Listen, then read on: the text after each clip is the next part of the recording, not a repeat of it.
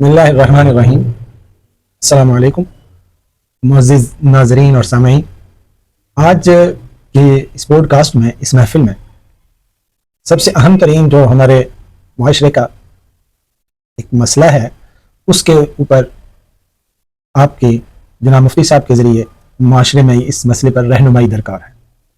کیا شوہر کی ناراضگی اور گھریلو ناچاکی کی بنیاد پر وہ خواتین جو عدالتوں میں خلا حاصل کرنے کے لیے اپلائی کرتی ہیں، شوہر کی ناراضگی میں وہ خلا حاصل کی جا سکتی ہے؟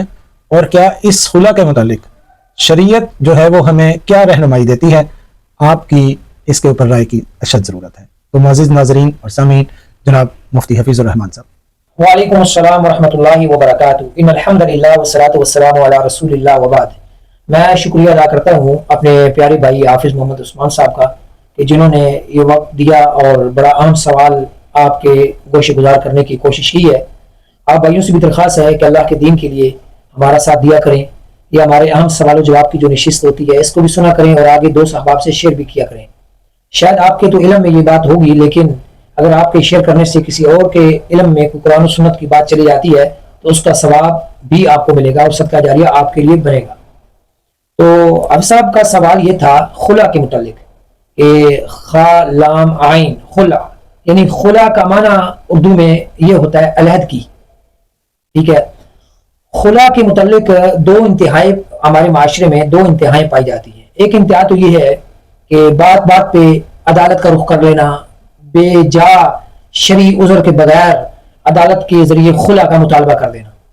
دوسری انتہا یہ پائی جاتی ہے کہ جناب خلا عدالت کے ذریعے ہو ہی نہیں سکتا، اور یہ جو رائے ہے یہ ہمارے اکثر مذہبی طبقے کے ہاں، جس طرح مفتی طارق مسعود وغیرہ اور اسی طرح بہت سارے علماء جو بریلوی دیوبندی ہیں وہ اس بات کے قائل ہیں، لیکن یہ انتہا بھی غلط ہے۔ اور وہ انتہا جو پہلے بیان کی گئی ہے وہ جس میں یہ ہے کہ چھوٹی چھوٹی باتوں پہ عدالت کا رخ کر لینا اور جا کے عدالت کے خلا کا مطالبہ کر دینا، وہ بھی غلط ہے۔ دونوں انتہاؤں کے درمیان اعتدال کا راستہ کیا ہے؟ اعتدال کا راستہ یہ ہے کہ اگر ایک مرد ایک عورت کے ساتھ زندگی گزارنا نہیں چاہتا، وہ تنگ کرتا ہے، اسے مارتا ہے، اس کی حقوق ادا نہیں کرتا، یا وہ پاگل ہے، مجنون ہے، نشئی ہے، مینٹل ہے، کوئی اور اس کے اندر پرابلم ہے، شرعی طور پہ دینی اعتبار سے وہ فاسق و فاجر ہے، مرتد ہو چکا ہے، وہ قبر چاٹا ہو چکا ہے، اور کوئی اس طرح کی غلط اس کے اندر شرک یا بدعات کا معاملہ ہے، اور اس کی گھر والی ٹھیک ہے، پاک دامن ہے، مومنہ ہے، مباحدہ ہے، تو وہ بیچاری کیا کرے گی؟ یہ ہے درمیانہ راستہ۔ اب وہ شرعی عذر کی بنیاد پہ وہ کیا کرے؟ عدالت کا رخ کرے اور عدالت کے ذریعے خلا کا کیس کرے اور خلا لے لے۔ اور خلا کے اندر ایک بڑی قیمتی بات یہ ہے، قابل غور یہ ہے کہ بہت ساری عورتیں جو خلا کرتی ہیں، خلا کا کیس کرتی ہیں، ان کے گھر والے کیا کرتے ہیں؟ وہ یہ کرتے ہیں کہ عدالت کو ان کے وکیل کے ذریعے خامد کا ایڈریس جیلی اور فیک لکھایا جاتا ہے۔ کس لیے؟ اس لیے تاکہ یہ جو نوٹس عدالت کی طرف سے جائے یہ خامد کو موصول ہی نہ ہو۔ جب خامد کو موصول ہوگا تو خامد اس کی پیروی کے لیے آئے گا، پھر عدالت موقع دے گی صلح کا۔ وہ اس لیے چاہتے ہیں کہ یہ ان کو ایڈریس جیلی لکھایا جائے، تو یہ حرام ہے، اس طریقے سے خلا نہیں ہوتا۔ خلا کا معنی تو میں نے آپ کو بتا دیا، علیحدگی۔ تو اگر شرعی عذر ہو تو خلا لیا جا سکتا ہے، اس میں کوئی اس ٹائم حرج نہیں ہے۔ علاوہ سے اگر شرعی عذر نہ ہو تو شرعی عذر کے بغیر اگر کوئی عورت طلاق کا مطالبہ کرتی ہے، خلا کا مطالبہ کرتی ہے، تو یاد رکھیں مسلمان خواتین، یہ بات یاد رکھیں کہ سنن ابی داؤد اور ابن ماجہ کی واضح حدیث ہے، حضرت ثوبان رضی اللہ عنہ اس حدیث کے راوی ہے، فرماتے ہیں کہ اللہ کے نبی صلی اللہ علیہ وسلم نے فرمایا، ہر وہ عورت جو بغیر کسی شرعی عذر کے اپنے خامن سے طلاق کا مطالبہ کرے گی، ٹھیک ہے، اور وہ جنت کی خوشبو بھی نہیں پا سکے گی۔ ایما امراتن، ہر وہ عورت جو اپنے خامن سے بغیر کسی شرعی عذر کے طلاق کا مطالبہ کرے تو وہ جنت کی خوشبو بھی نہیں پا سکے گی۔ اور آپ جانتے ہیں حدیث میں آتا ہے 70 سال کی مسافت سے جنت کی خوشبو آتی ہے۔ یہ حدیث ابو داؤد میں بھی اور ابن ماجہ میں بھی حدیث موجود ہے۔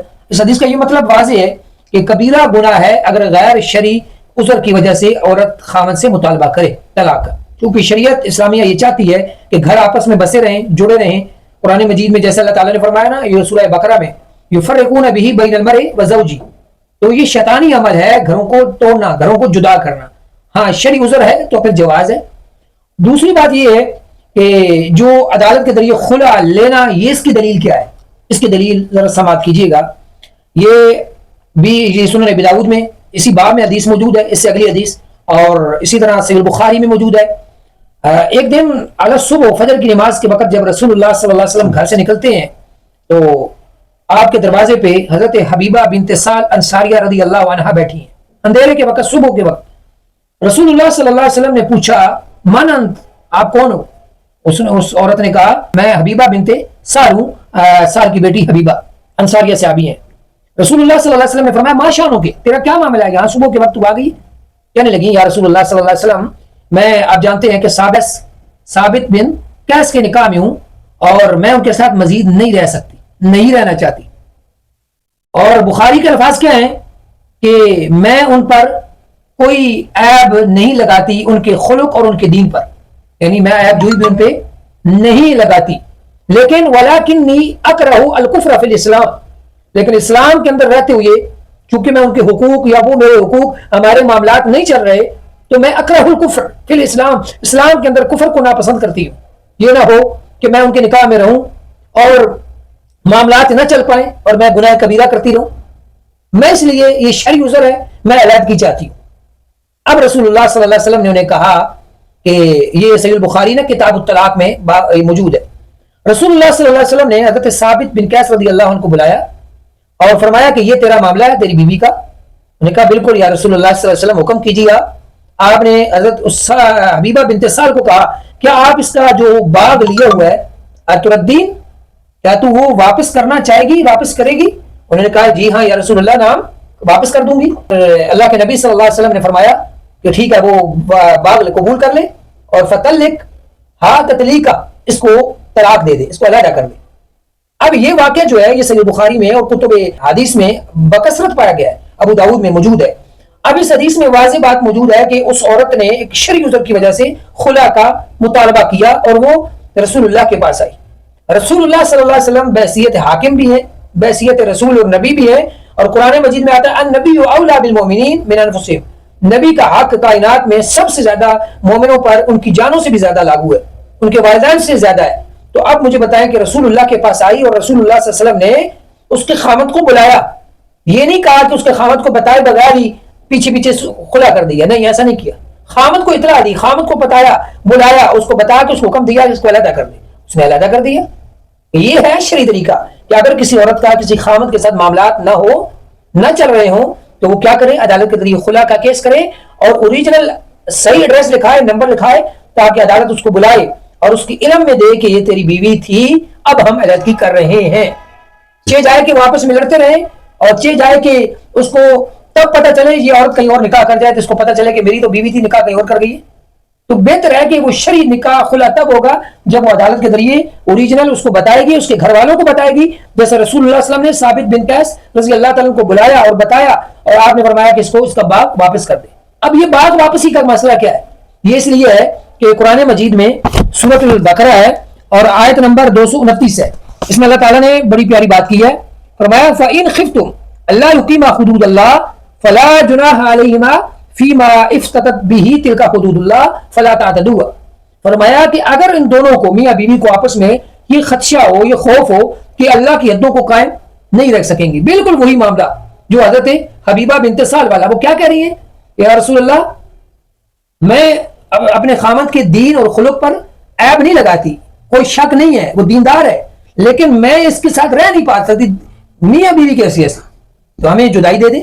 اب اللہ تعالیٰ نے بھی یہاں پہ یہ فرمایا کہ اگر ان دونوں کو خوف ہو، ڈر ہو کہ اللہ کی حدود کا قیام نہیں ہو سکے گا، تو کیا کریں؟ فلا جناح علیہما، ان دونوں پہ کوئی گناہ نہیں ہے، فیما افتتت، کہ وہ جو اگر کوئی فدیہ دے کے، مال دے کے آزادی لے لے، تلک حدود اللہ، اللہ کہتے ہیں یہ اللہ کی حدیں ہیں.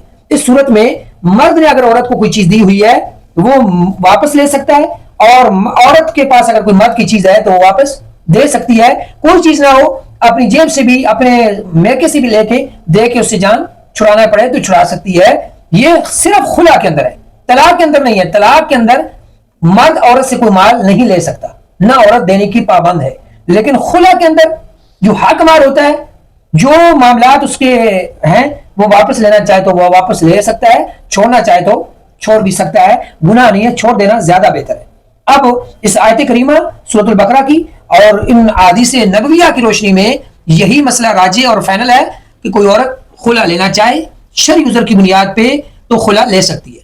لیکن یہاں پہ اب سب ایک پوائنٹ اور بھی ہے, وہ یہ ہے اب جو لوگ کہتے ہیں کہ خامند کی مرضی کے بغیر خلا نہیں ہوتا, تو وہ اس حدیث میں اور عورت کا حق غصب کرتے ہیں.